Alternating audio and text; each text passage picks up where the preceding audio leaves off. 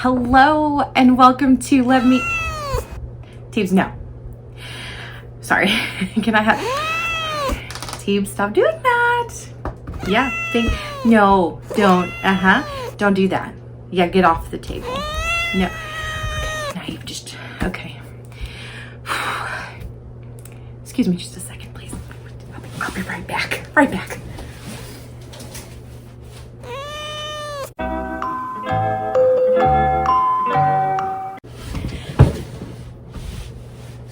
Okay.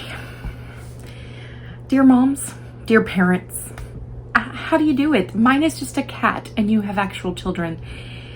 Please help.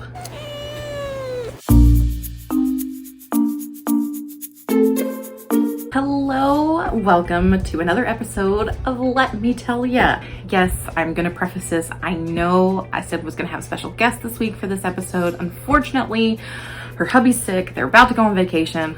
Whole lot of shit going on, so she will not be able to join us. She will be on for later episodes, though she did give me some ideas on this topic, which is mom shaming. And I know what you're thinking already. You're not a mom. What do you know? How dare you butt into other people's lives? That is my whole point of this episode. No, I'm not a mom, but I don't tell moms what to do. I don't shame moms for what they do. Do I second guess sometimes why a children is screaming in Walmart? Yeah, maybe, but I have learned over the years that I don't have children, so no, I don't know what is happening, and no, I have no input to what is happening and how said mom should deal with what is happening. Anyways, what I'm gonna go over today is the top 5 things that I have noticed among my mom friends. Again, my special guest, Shay, she was not able to be here today. Cry face, cry sound, cute cry sound. She really is upset, but she did help me pick these topics. So I'm super thankful for that. She does have a three-year-old. Oh no, she's 4 now. My bad. 4-year-old named Callie, who is adorable. And so she is one of the moms I take to heart with this. My sister is another one. I have 2 nieces. I have Tova, who's 5 now, and I have Brinny or Bryn, who is 2 or thereabouts 2. She'll be 2 in October. And then I have my friend Jill. She has a 6 and a almost 2. No, just turned 2. It's hard to keep up with these birthdays. Again, moms, not sure how you do it. Bravo. And then I have Michelle, who has, not too sure. They're just into high school, so we're looking like 12 and 13. I have many more mom friends. I'm not going to sit here and name them all, but these are some of the people who really sparked this topic for me, because either I noticed them feeling bad about these things or just somebody making comments to them and either them not noticing it, just ignoring it, but it bothered me. And these are things that have bothered me for some time. So anyways, here we go. I'm first gonna preface again, no, I do not have children. So none of these things have personally happened to me. They have happened to people that I have loved and been with and seen, and I took offense to them. So if I took offense and I had no children, I can only imagine what they felt. They may be stronger than I am, and because they've dealt with it before, it not bother them, but it bothered me. That being said, I know some people who do these things are just trying to be helpful. So just be careful with what you say, like we've said in many episodes, because some things that you may think are helpful may not actually be so helpful. So let's see, got my handy dandy little list here. The first thing I want to talk about is screen time. So we all know that in this day and age, phones, TV, video, like gaming, it's big now. It's especially big with kids. And there are some moms who do turn to it as a, learning device. There are moms who turn to it as a help you go to sleep device or a break time device. However you turn to it or whatever you do with it, there are some people who would say it's too much. To which I say, One, how do you know? How do you know what's too much? You don't know how much this child is watching TV. You don't know how much time this child is spending on this tablet or this video game. You don't know. You also don't know that if it is for educational purposes, if it is or not. You just assume it's a video game, but it could be an educational one, or it could be a STEM one for people with autistic needs. So my sister is a prime example of this, and my friend Jill is a prime example of this for different reasons. I'll start with my sister. She does screen time for the girls before bed. Not so much Brittany. Brittany's still a little young, but for Tova. Sometimes it's just really hard for her to settle down at night, and I completely understand this as a person with what I like to say undiagnosed ADD, but basically my brain does not want to shut down. It takes a very long time for me to fall asleep, and so does my niece. So by giving her some screen time at the end of the night, she gets a little okay. You know, the screen time kind of helps her calm and relax and get ready for bed. And she doesn't get it all the time. If she is in trouble, obviously she doesn't get it. It is a punishment to take it away. But some people look at that like it's a bad thing to have your child fall asleep with a TV or fall asleep with a video. I do that to this day. It calms me just to have noise and light in the background. It's not necessarily the TV itself or the screen time itself. It's just the calming effect that it has. So what you see from the outside may not actually be the purpose of the device. In the case of my friend Jill, she gives her screen time to her kids a lot of times when, you know, she's had a long day at work and she comes home and she just needs a minute. And people are quick to judge that. Now, let me explain. My friend Jill is a full-time pharmacy manager, okay? Yes, we work together, and yes, I know her pains and her struggle because I also work there and I know what's going on. But being that she's a pharmacy manager, she has a lot more to deal with than I do. Plus, she has 2 kids. It's hard to be a full-time mom and a full-time employee, let alone a full-time manager and a full-time mom. So sometimes, and I'm not just saying this for moms who work or for dads who work, for anybody who works. It could also be sometimes for stay-at-home moms and dads. Just because you need a minute to like take in and just chill and be on your phone while they're on their device, in my mind, there's nothing wrong with that. You know, people look at it like, oh, well, you're not wanting to pay attention to your child. You've put work ahead of your child. That's not the case. In fact, what I see in my mind and what I know she feels is that by doing this, by taking the time for myself to calm down and process and relax, allows me to be a better parent for my child, because now I don't have all this pent up frustration and anxiety from work. I have calmed, I have relaxed, and now I can truly enjoy my children and be the best mom for them that I can be, because now I'm focused on them. So I know we are a generation obsessed with technology. I get it. I get a lot of people in the older generation maybe don't understand that, and maybe even some of the newer generation who's just not so into technology might not get it. I understand. You have your ways of doing it and they have theirs. The point being, though, don't judge a mom on letting her kids sit in front of the TV or have an iPad or a Game Boy or whatever they may do, a cell phone to play games on, because you don't know. You may think it's too much screen time, but maybe it's not. Maybe it's just 15 minutes out of their day. Maybe it's an hour out of their day. You don't know. You don't know what's going on and why they use it and why they do it. For example, I said autistic children, you know, sometimes there are programs that could help stimming, or, you know, because when someone gets aggravated by their surroundings, okay, they need a little thing to help them calm down, and that could be music, and that could be tablets, that could, you know, be different games. Point being, you just don't know. That's kind of going to be the point for all of these things. You just don't know. Let me tell you, you just don't know. Suck it. The next thing, and I've seen this a lot with my sister, is food. And what I mean by food is one, what you feed your children, two, like how often you feed your children or how often they get snacks, and three, like the representation, I guess, of this, which the biggest thing that I never knew my sister was going through this feeling, this shaming inside, because, you know, she doesn't express it. She keeps it to herself, and that's not so good. Sometimes you really should talk with people. But I remember seeing this lady on Facebook, and I think she's now on TikTok, and it's a lady who basically wakes up every morning.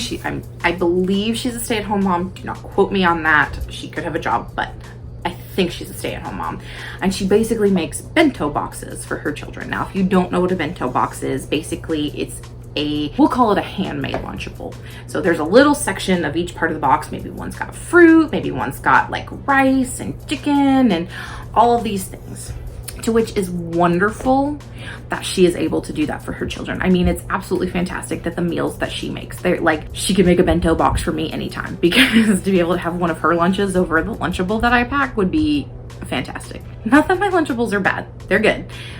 It's just processed food, maybe not as good, especially for adults. That being said, she's got the time to do that. She has the money to do that. Not all moms do. My sister is a full-time teacher. She doesn't really have time to sit there and make these bento boxes. And even if she did, my nieces are super picky eaters. They just don't really like anything. I mean, poor Brittany doesn't even like meat, which I guess in some cases is probably pretty good. She just be a vegetarian because she eats a lot of vegetables, but it's rough. It's rough to get them to even eat the smallest things sometimes. And maybe them just having a Lunchable is a winning battle, and there shouldn't be anything wrong with that. The kid is still getting fed. Maybe it's not as nutritional, but it is still nutrition going into their body. And, you know, she gives them supplements with shakes and bars and things like that to make sure they are getting their nutrients. She goes to the doctors all the time if they even feel the slightest bit ill. Like, just because my niece loves to eat some dang Lunchables and the other one vegetables and french fries, you may think it's weird. Okay, but I can guarantee you there are many people out there who eat these weird things. But it's not that she doesn't care. It's not that she doesn't want to try to make them eat different things. She does make them try. It's just nothing's really stuck yet. And it can be exhausting to make a child, a person, let alone a child, you know, eat things that they may or may not like. I mean, it's difficult. So yeah, when she works a full-time job as a teacher and dealing with kids already on the daily, bless her sweet soul, love her, it's hard when it comes to lunches, in a sense, to do anything other than just a Lunchable. She knows that when she sends her to school, it's not going to be a fight for the teacher. She'll eat the Lunchable. Granted, you, now when she gets home, yeah, she can fight a little bit more because she's home, and she does that. But people don't see what she does at home. People don't see the extra little bits that she gives them to make sure they're getting their nutrients, or the extra bit that she takes care of them. Because a lot of people don't want to see it. What they see is a child eating this processed Lunchable. So what? Suck it! They shop at like Whole Foods and all that kind of stuff. So when they make dinner, yeah, they have a lot better stuff that she's willing to eat. But for school lunches, it's just not that easy. So keep it to yourself, man. If you're concerned that maybe they're not eating enough or not eating right, you can bring it up to the parent as like a concern, but don't be like, I think you should do this. Well, I think you should butt out. So there's that. So good. Topic number 3, and that is a mom's appearance. Now, when I say a mom, okay, this is not just mom shaming, this is parent shaming in general.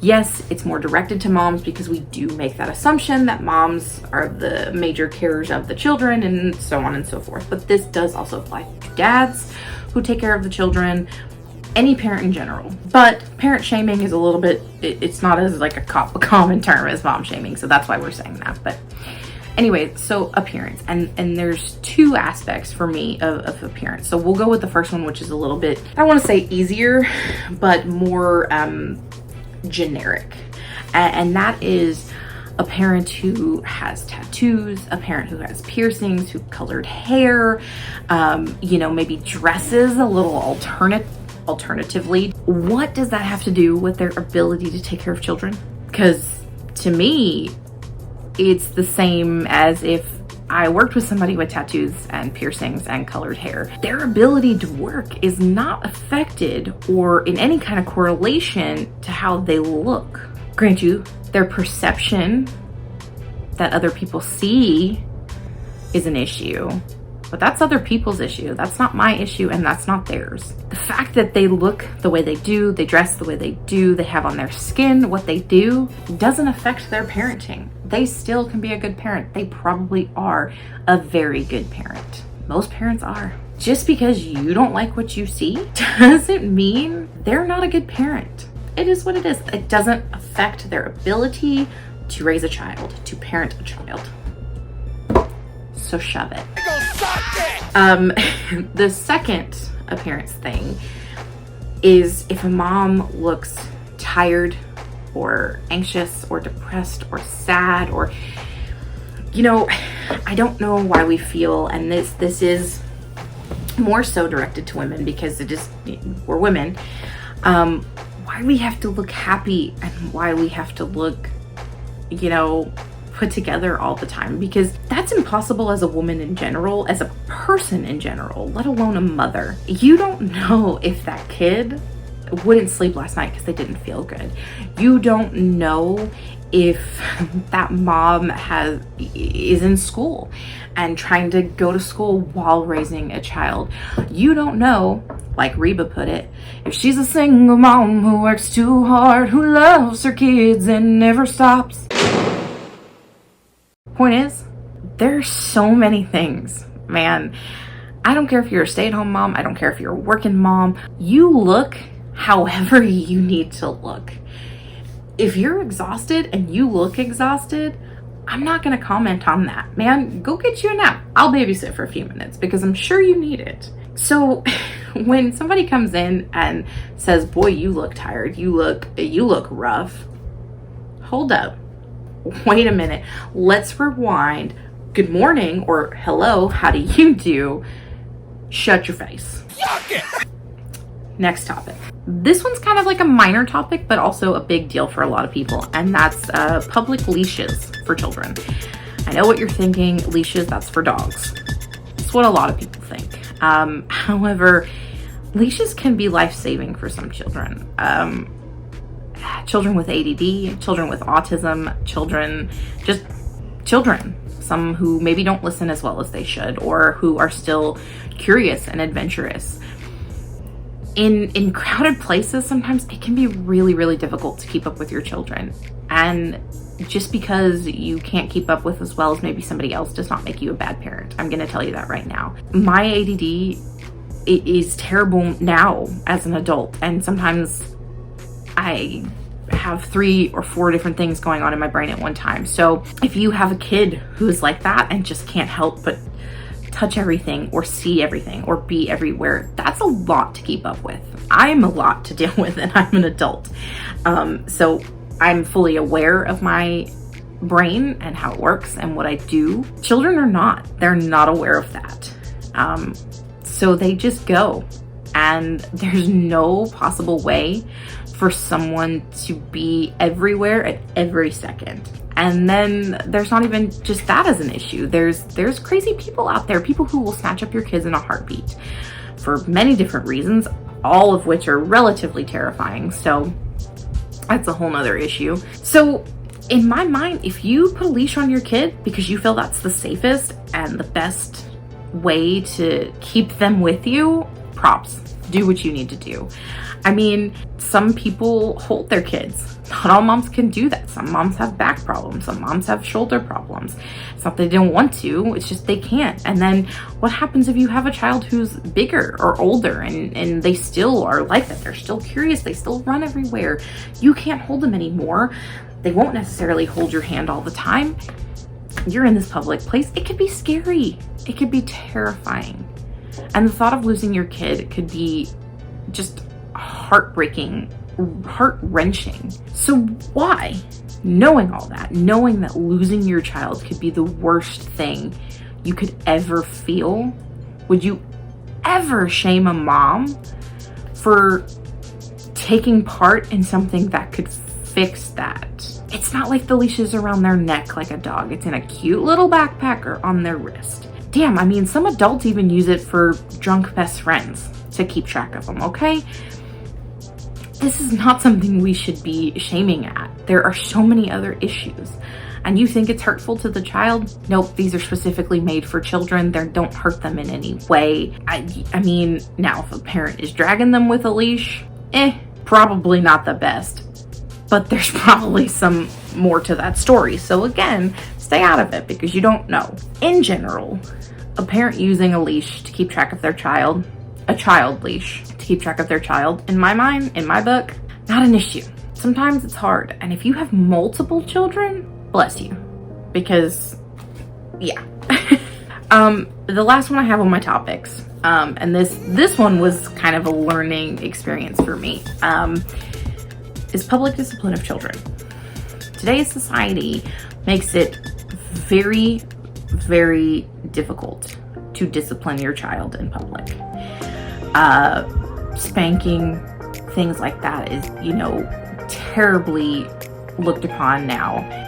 Or if you're super nice to your child and you talk to your child about what they did wrong, that's also looked at as crazy and weird. There's no winning to disciplining your child in public, and therefore sometimes moms just let it go. They just let things happen, and I'm here to say there's nothing wrong with any of it. And what I say when this was a learning experience for me is the first, I think I was in college when I first really kind of kept saying this to myself and then had to stop and think, as I would go to Walmart or I would go to the store and there would be this child just throwing a tantrum. And it was so loud and aggravating, and boy help us. I was just miserable, and I kept thinking in my head, I didn't say anything, but I kept thinking in my head, how could this mom not be disciplining her child? How could they not, be spanking them? Or how could they not be trying to get them to stop? What's going on? And then I had to stop and think that maybe the mom has tried several times to get the child to stop. Maybe the mom is afraid of spanking in public for repercussions of that, or maybe the mom is afraid of saying anything because of repercussions of what they might say. Maybe they're in the last few minutes of their shopping trip and at this point they're just done and want to get it done so that they can get home and properly discipline their child. Maybe their child is not feeling well. Maybe their child is having a bad day and a breakdown. There are so many things to the story that you just don't realize or know. And so to assume, and yes, I used to do this, to assume that they're just not doing their motherly duties by putting the child in their place, so to speak, I guess. We shouldn't do that. I have learned not to do that. Yeah, it sucks to hear a baby scream or a child throwing a fit. Hell, my mom used to freaking walk around a corner, scare the shit out of me so that I would stop and come find her. It's the whole point of this video, the whole point of everything I talked about today, and let me put out there are so many more topics that people get mom shamed about and dad shamed and parent shamed in general. My point is, thinking before you speak is a big thing with me. It's a big thing. It should be a big thing with everybody. But having a child is hard. Parenting is hard. And yes, parents do know this before going into it. That doesn't make it any different or okay for you to shame or tell them they're wrong for what they're doing. It's a learning experience for everyone involved. The child, the parent, the families, the friends, everybody. Because just like working and being a manager at work, you cannot manage everybody the same. Therefore, you cannot raise all children the same. Every person, every child, every being is different and an individual. And we all respond to words, to emotion, to physical touch differently. And because of that, you cannot expect all moms to raise their children the same. You can't expect there be a standard. There can't possibly be one. We're all different, so what works for you doesn't work for me. What works for Sally's mom doesn't work for Jenny's. It's just not possible. It's not possible. And I know, again, you're saying I don't have children. You're right, I don't. But I see this every day. And the blasphemy of people judging other people blows my mind. And I'm not saying I don't ever judge other people. I do. And I check myself and I try very, very hard not to. But moms, for the most part, I don't say anything against, because again, I'm not one and I don't know what they're dealing with and I don't know what they're going through. I know what my mom friends are going through, and sometimes I question how they put up with shit. I really do, because there are times where I'd be like, dude, I'd cut a bitch because of this. I wouldn't actually do that, but I would say that and feel that hardcore. But it breaks my heart for a mom or dad or any parent to feel that they just can't be who they need to be for their child because you, and that's the general everybody, y'all think that what they're doing is wrong or not the best. Where do you get off, man? Where do any of us get off to tell somebody that's correct? It's a lot, and it breaks my heart when I see it, because damn, mom's gonna mom, okay? Mom's doing her best. Parents doing their best. The world is hard enough as it is. It really is. The world's even harder to be a parent. I didn't mention this earlier, and I am hesitant to, but I'm going to. In any of these instances, you may think at some point a child is being harmed or hurt, and you may have good intentions. I would say probably 99% of the time, a child is perfectly fine, happy, and healthy. It's just what you see from your perspective that's not so great. There are the times that maybe it is abuse. However, if that is the case, these accusations are not taken lightly and can be very dangerous and reckless for a family. So before you say anything, before you reach out, make sure you know what you're talking about. Make sure you've reached out to everyone you can prior to reporting something, because you could destroy a family over something that you think is wrong and it's not actually going on. Yeah, I know. Sad, deep thing at the end to end on. But again, that's a small percentage of the time. You know, not too many people jump to that. Some do. And so I just want everybody to be aware. Let's try to mind our business. And if we do think something serious is going on, we reach out to all the proper sources prior to reporting the incident. All of that, real talk. Just love, live life. Let parents be parents. Again, let parents be parents. Till next time, guys. Hopefully Shay will get to join us on the next episode. Not too sure what I'm going to talk about. Maybe we'll toss some topics around with her. If you have a topic you want me to talk about, comment down below. Make sure you click that like button and little bell to subscribe to make sure you get all alerts to all of our videos that post. We have been posting a bunch of different videos from all of our shows, so get on the fun. We have the Smoking Hot Toddcast you can check out. There's a link in the About page, and hey, in that section there's also a link to our merch page where you can find some awesome merch, some Let Me Tell You stuff, a t-shirt, you know, rock it out, do what you need to do. Moms, have one of those tank tops and maybe one of those tumblers, and you take you a nice day or two to chill, calm, relax. I'm Miss Pengrino. This is Let Me Tell You, and I'm out. Y'all can suck it!